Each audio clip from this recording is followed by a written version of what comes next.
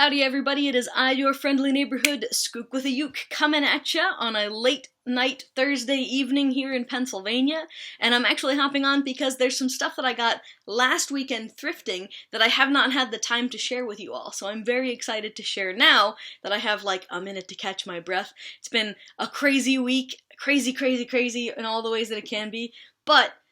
last weekend we did get to go thrifting. My wife and my brother and I hit up a couple of our favorite spots that we hadn't been to in a while, and at one of them we got this sweet lighter. I believe this is the kind that would have been like placed in one of those beautiful ceramic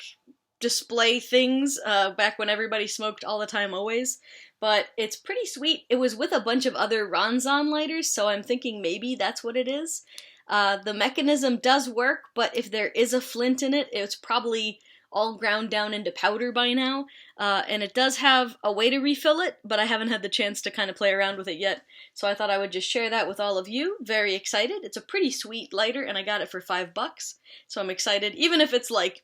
doesn't work out, it's still like not too big of a price to gamble with, and it's a cool looking lighter, so even if it's like, it doesn't work so well, it still looks really badass, so I can put it with the rest of my stuff. And the other sweet piece that we found is this Meerschaum that like was sitting in with a couple other pipes, and the lighting is not super great up in here, so I'm going to try and get it up close, but it's this, not sure how old it is, not sure really very many of the details, because there's not like any markings on it that I could find or discern, but the stem looks and feels like it's the vulcanite stem, and it's a little worse for wear, but got it for a really good price,